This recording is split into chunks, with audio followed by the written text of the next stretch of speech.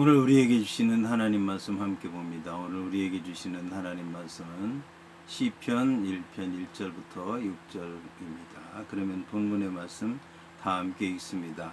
복 있는 사람은 악인들의 꾀를 따르지 아니하며 죄인들의 길에 서지 아니하며 오만한 자들의 자리에 앉지 아니하고 오직 여호와의 율법을 즐거워하여 그 율법을 주야로 묵상하는 도다.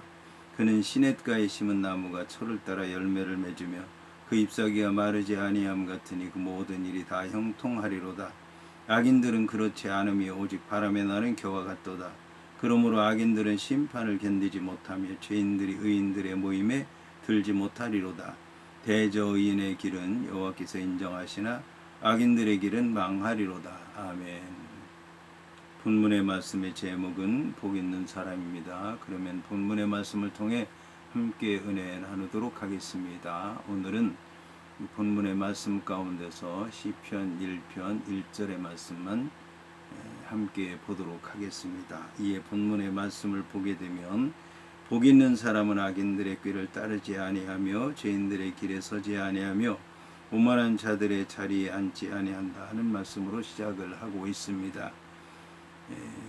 시편 1편을 가리켜서 율법의 시편이라고 얘기를 하고 있습니다.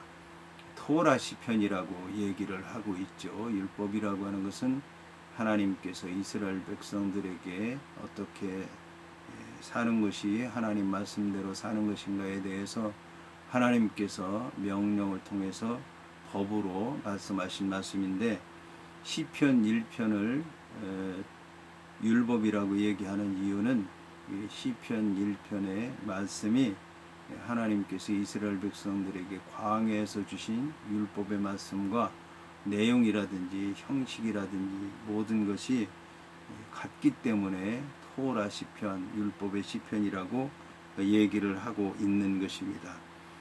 이제 이 시편 1편은 어떻게 보면 시편 150편 전체의 서론이라고 얘기할 수 있습니다. 그런데 서론격으로만 얘기할 수는 없고 서론과 본론이라고 얘기할 수 있으며 시편 전체를 줄여서 말씀하고 있는 말씀이라고 얘기할 수도 있는 것입니다.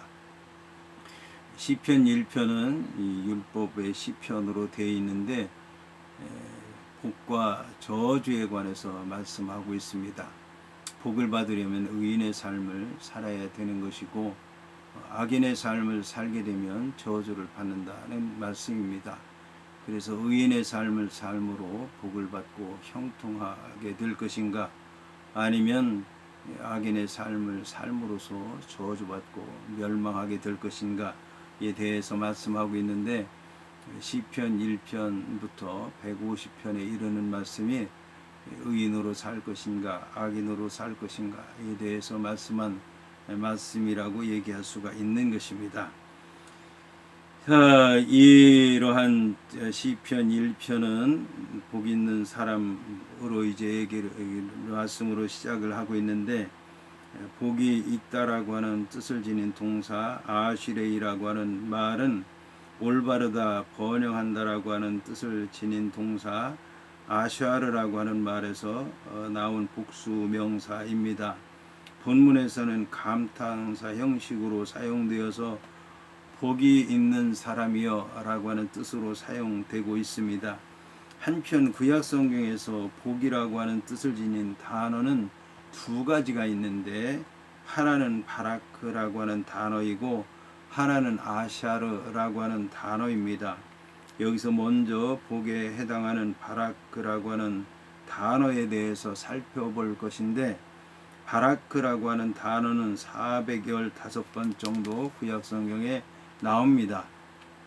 이 단어는 여러 가지 경우에 사용이 되었습니다. 첫째는 하나님이 누군가에게 복을 주실 때 하나님에 의해서 사용되었습니다.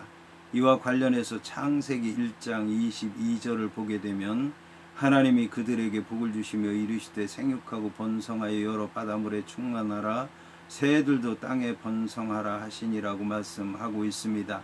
창세기 2장 3절을 보게 되면 하나님이 그 일곱째 날을 복되게 하사 거룩하게 하셨으니 이는 하나님이 그 창조하시며 만드시던 모든 일을 마치시고 그날에 안식하셨음이니라고 말씀하고 있습니다. 창세기 12장 2절을 보면 내가 너로 큰 민족을 이루고 내게 복을 주어 내 이름을 창대하게 하리니 너는 복이 될지라고 말씀하고 있습니다. 이처럼 하나님에 의해서 누구에겐가 복을 주실 때 바라크라고 하는 단어가 사용된 것입니다. 둘째는 신적인 권위를 가진 하나님의 대리인에 의해서 축복이 선포될 때 사용되었습니다. 이와 관련해서 창세기 27장 4절을 보게 되면 내가 즐기는 별미를 만들어 내게로 가져와서 먹게 하여 내가 죽기 전에 내 마음껏 내게 축복하게 하라 라고 말씀하고 있는데, 이삭이 에서를 향해서 축복하려고 할 때에 말씀하고 있습니다. 신명기 1장 11절을 보게 되면 너희 조상의 하나님 여호와께서 너희를 현재보다 1000배나 많게 하시며 너희에게 허락하신 것과 같이 너희에게 복 주시기를 원하노라고 말씀하고 있습니다. 모세가 이스라엘 백성들을 축복하는 장면입니다. 사무엘하 19장 39절을 보게 되면 백성이 다 요단을 건너매 왕도 건너가서 왕이 바르실레에게 입을 맞추고 그에게 복을 비니 그가 자기 곳으로 돌아가니라고 말씀하고 있습니다. 여기서는 다윗이 바르실레를 향해서 축복하는 장면에서 쓰이게 됐습니다. 셋째는 복을 간구하거나 축원할 때 사용되었습니다. 이와 관련해서 시편 3편 8절을 보게 되면 구원은 여호와께 있사오니 주의 복을 주의 백성에게 내리소서라고 말씀하고 있습니다. 복을 간구하는 장면입니다. 열왕기상 1장 47절을 보게 되면 왕의 신하들도 와서 우리 주 다윗 왕에게 축복하여 이르기를 왕의 하나님이 솔로몬의 이름을 왕의 이름보다 더 아름답게 하시고 그의 왕위를 왕의 위보다 크게 하시기를 원하나이다 하매 왕이 침상에서 몸을 굽히니라고 말씀하고 있습니다. 이스라엘 백성들이 축원할 때 복을 간구할 때 사용된 것입니다. 잠언 3장 33절을 보게 되면 악인의 집에는 여호와의 저주가 있거니와 의인의 집에는 복이 있느니라고 말씀해서 축원할 때 사용된 것을 볼 수가 있습니다. 이처럼 바라크라고 하는 축복은 하나님의 복을 나타내는데 가장 일반적으로 쓰인 단어로서 인간의 선행하고 관계없이 창조주 하나님께서 하나님의 큰 긍휼과 자비를 통해서 인간이 행하는 일들과 후손들과 육체에 내려주시는 복을 가리키는 데 사용되었습니다. 이와 함께 바라크라고 하는 축복의 단어의 또 다른 특징은 항상 하나님과의 언약의 관계에서 사용이 되었다는 것입니다. 한편 이제 70인역에서는 복에 해당하는 바라크라고 하는 단어를 율로기아라고 하는 단어로 번역해서 사용하고 있습니다. 다음으로는 축복에 대한 단어가 또 하나 있는데 아샤르라고 하는 단어입니다. 이 아샤르라고 하는 단어는 대부분 이제 다른 언어와 다른 단어와 연계해서 사용되는 연계형으로 쓰였는데 복수 연계형으로서 아슈레이라고 하는 단어로 사용이 되었습니다. 구약에서는 총 44번 중 시편에 26번, 잠언에 8번 나오고 욥기와 전도서에 한 번씩 나옵니다. 그런데 이 아샤르라고 하는 단어는 대개 하나님과 인간의 인격적인 교제 안에서 하나님의 말씀에 순종하는 자에게 보상으로 내리는 복에 대해서 인간이 고백하거나 기원하는 형식으로 사용되었습니다. 이런 복에 해당하는 아샤르라고 하는 단어가 사용된 구절을 보면 다음과 같습니다. 신명기 33장 29절을 보게 되면 이스라엘이여 너는 행복한 사람이로다. 여호와의 구원을 너같이 얻은 백성이 누구냐? 그는 너를 돕는 방패시요 내 영광의 칼이시로다. 네 대적이 내게 복종하리니 내가 그들의 높은 곳을 밟으리로다라고 말씀을 하고 있습니다. 열왕기상 10장 9절 10절을 보게 되면 당신의 하나님 여호와를 송축할지로다. 여호와께서 당신을 기뻐하사 이스라엘 왕 위에 올리셨고 여호와께서 영원히 이스라엘을 사랑하심으로 당신을 세워 왕으로 삼아 정의와 공의를 행하게 하셨더라고 말씀하고 있습니다. 다니엘서 12장 12절 13절을 보면 11절 12절을 보면 매일 드리는 제사를 폐하며 멸망하게 할 가증한 것을 세울 때부터 1290일을 지낼 것이요 기다려서 1335일까지 이르는 그 사람은 복이 있으리라고 말씀을 하고 있습니다. 한편 70인역에서 복에 해당하는 바라크라고 하는 단어는 율로기아로 번역돼서 나오는데 아샤르라고 하는 단어는 마카리오스라고 하는 단어로 번역돼서 사용되었습니다. 이 마카리오스라고 하는 단어의 독특한 특징은 하나님 나라에 참여하는 것을 통해서 특별한 즐거움을 느낀다고 할 때, 누린다고 할 때 사용되었다라고 하는 점입니다.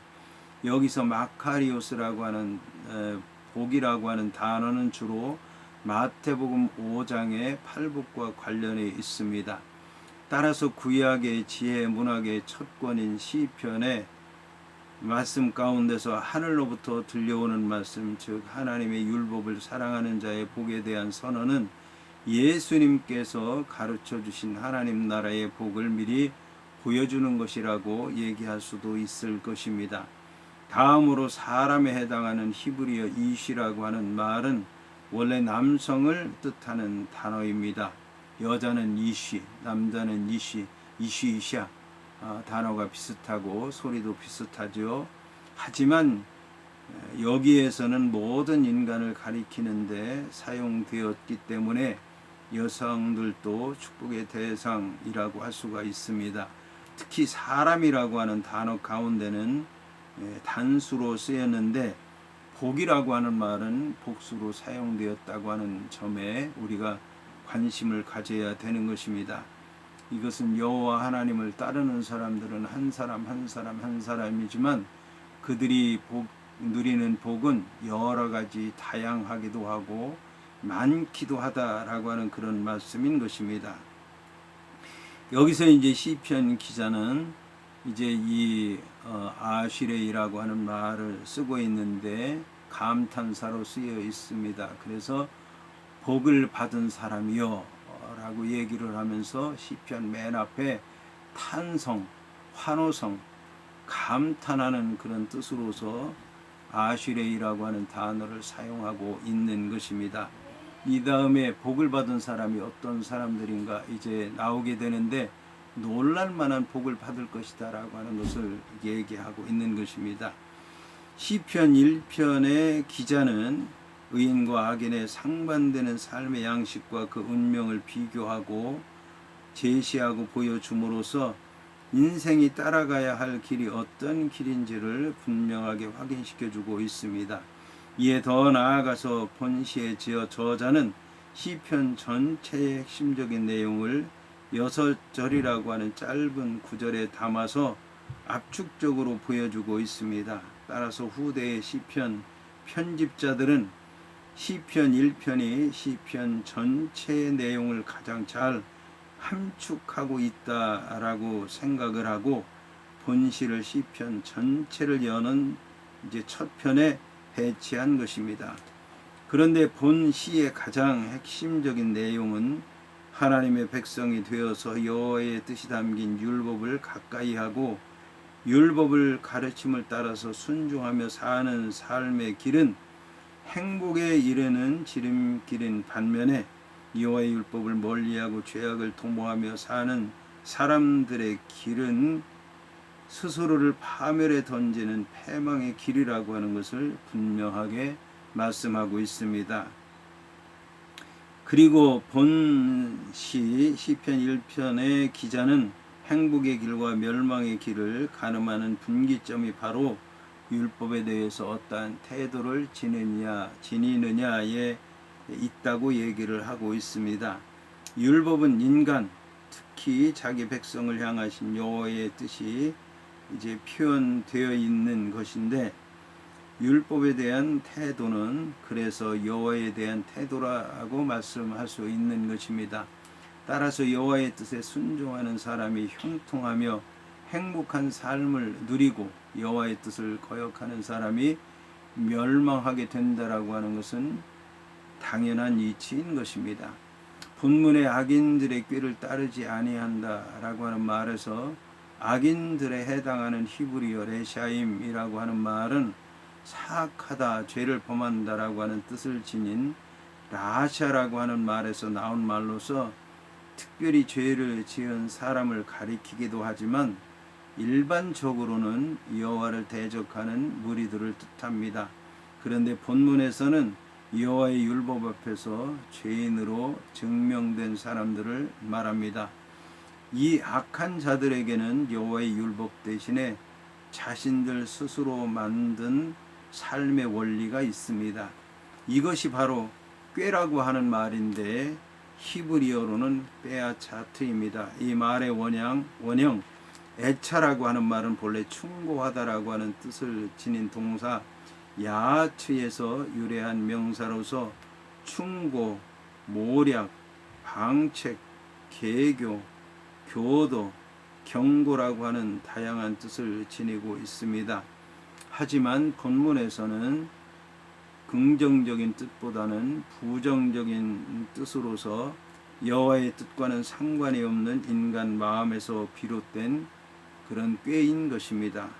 그러므로 교활한 꾀, 간사한 꾀, 나쁜 꾀를 얘기하는 것입니다.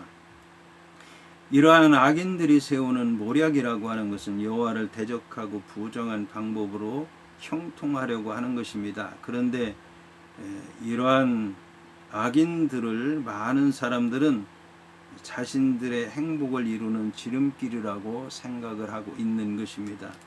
이러한 삶의 방식이 따르다라고 하는 말로 번역된 히브리어 할라크라고 하는 말에서 잘 드러납니다.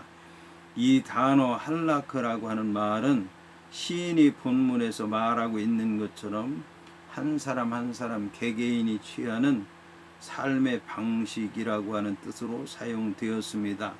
이어서 나오는 죄인들의 길에 서지 아니한다라고 하는 말에서 죄인들에 해당하는 히브리어 하타임이라고 하는 말은 표적을 빗나가거나 길을 잃어버린다고 하는 뜻을 지닌 하타에서 나온 말로서 여호와의 율법에서 빗나간 사람을 뜻합니다. 여기에서 죄인들의 길은 악인들의 꾀보다도 한층 더 의미가 강해졌다고 볼 수가 있습니다.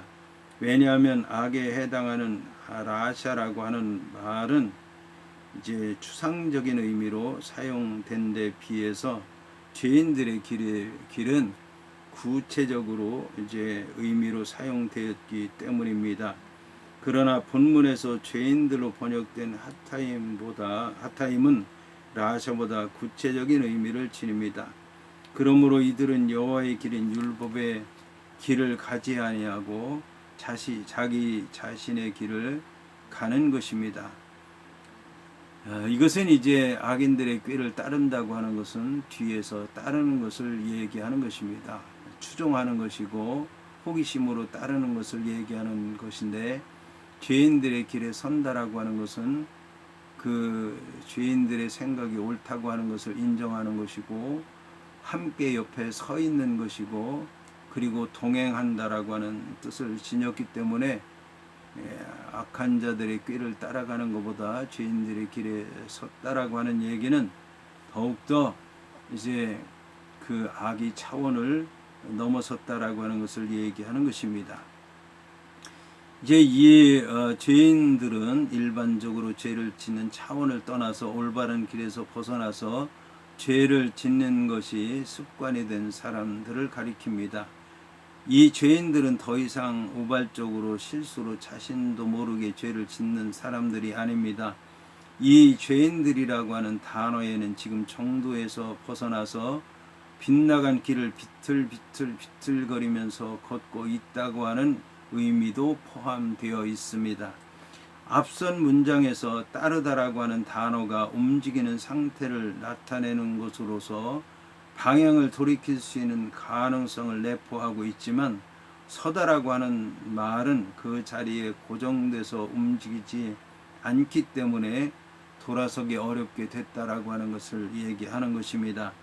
이어서 나오는 오만한 자들의 자리에 앉지 아니한다라고 하는 말에서 오만한 자에 해당하는 히브리어 레침이라고 하는 말은 조롱하다, 비웃는다라고 하는 뜻을 지닌 동사 루츠에서 파생된 명사형으로서 조롱하는 자라고 하는 뜻을 지녔는데, 루츠라고 하는 말은 원래 입을 삐죽거리는 모양을 나타내는 단어였습니다.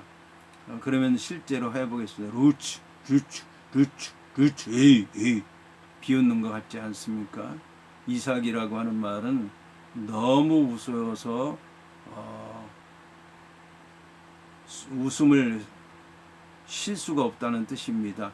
이삭 그렇게 웃는 것이죠. 구약에 또 보게 되면 이 소리에 따라서 지어진 그런 단어들이 있는데, 불도 마찬가지입니다. 불은 애쉬, 그러니까 불이 탈 때 그런 소리가 나는 것처럼 불이라고 하는 것이 애쉬라고 하는 데서 나왔다라고 하는 것입니다. 그런데 여기서는 이 루츠라고 하는 말이 여호와를 향해서 악한 말로 조롱하는 자를 의미합니다. 이처럼 오만한 자들은 악인들이나 죄인들보다도 더 적극적으로 죄를 범하는 자들로서 여호와의 진리와 공의를 조롱하는 자들이며 여호와의 뜻에 순종하며 사는 자들을 비웃는 자들입니다. 그들은 여호와를 직접 조롱의 대상으로 삼을 뿐만 아니라 여호와의 뜻을 따라 사는 자들로 하여금 하나님의 뜻을 따라 사는 삶의 태도를 버리도록 조종하고 종용하고 유혹하는 자들인 것입니다. 이는 여호와를 대적하는 사탄의 전형적인 모습이라고 얘기할 수도 있습니다. 한편 본문에서 앉는다라고 하는 뜻을 지닌 야샤브라고 하는 말은 한 장소에서 오랫동안 거주하는 것을 의미하는 동사입니다. 여기에서 거주한다라고 하는 것은 앞서 나온 따르는 것이나 서는 것보다도 더 강한 의미로서 악인들이 온갖 악의 깊은 곳에 빠져 있는 상태를 가리킵니다. 악인들의 길을 따라간다라고 하는 것은 단순히 뒤에서 걷는 것을 얘기하는 것입니다. 죄인들의 길에 선다라고 하는 것은 죄인들의 옆에 서서 멈춰서 있다는 얘기인데, 오만한 자들의 자리에 앉는다라고 하는 것은 그 자리에 앉아서 먹고 마시고 즐기고 노래하고 떠들고 하는 것을 얘기하는 것입니다. 삶의 자리를 잡았다는 그런 얘기인 것입니다. 여기서 이제 의인의 길과 악인의 길을 대조해서 제시하고 있는 시편 1편 전체는 크게 세 부분으로 나누어집니다. 먼저 1절과 2절은 악인과 대조되는 의인들의 특징을 말하고 있고, 3절과 4절은 의인과 악인의 대조되는 모습을 적나라하게 표현하고 있으며, 5절과 6절은 의인과 악인을 대조하면서 서로의 운명에 대해서 말씀하고 있습니다. 그리고 악인과 대조되는 의인의 특징을 노래하는 첫 번째 단락 가운데서 시에는 의인의 특징을 적극적인 측면 한 가지와 소극적인 측면 세 가지로 말하고 있는데, 먼저 1절에서는 소극적으로 피해야 할 것 세 가지를 말하고, 2절에서는 적극적으로 따라야 될 것 한 가지를 말하고 있는 것입니다. 이것은 이제 악을 따르는 것이 훨씬 더 복잡하고, 또 선을 의를 따르는 것이 훨씬 더 간단하다고 하는 것을 얘기하는 것입니다. 여기서 이제 세 가지 소극적으로 피해야 할 것은 악인들의 꾀, 죄인들의 길, 오만한 자들의 자리인데, 이 세 가지는 하나의 사실을 나타내는 세 가지 표현이 일뿐 각각 독립적인 내용은 아니라고 하는 것입니다. 그러니까 한 가지 악한 악인들의 길을 따라가다 보면 죄인들의 길에 서게 되고, 죄인들의 길에 서게 되면 오만한 자들의 자리에 앉게 되는 것이지, 세 가지가 다 다른 것은 아니라고 하는 것을 얘기하는 것입니다. 그러나 이 모든 행위는 거룩한 여호와의 백성이 마땅히 피해야 할 악의 모습을 나타내고 있는 것입니다.